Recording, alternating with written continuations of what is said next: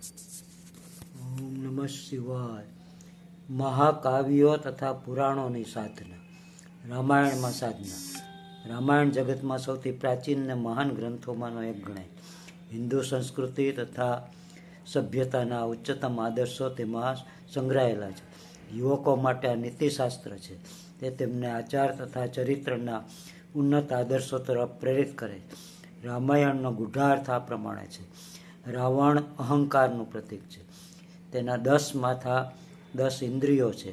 લંકાપુરી, નવદ્વારપુરી એ આપણું શરીર છે. વિભીષણ બુદ્ધિ છે. સીતા શાંતિ છે.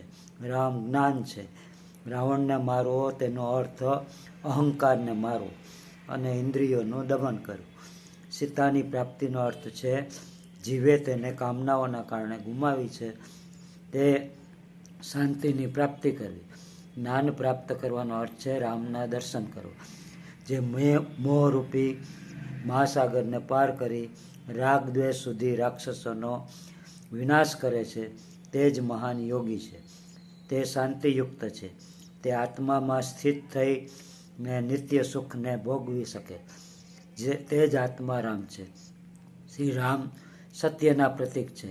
રાવણ તમનું પ્રતીક છે. શ્રી રામ તથા રાવણ વચ્ચે લડાઈ થઈ જેમાં છેવટે રામનો વિજય થયો. વાસ્તવિકતાનો અવાસ્તવિક ઉપર વિજય થાય.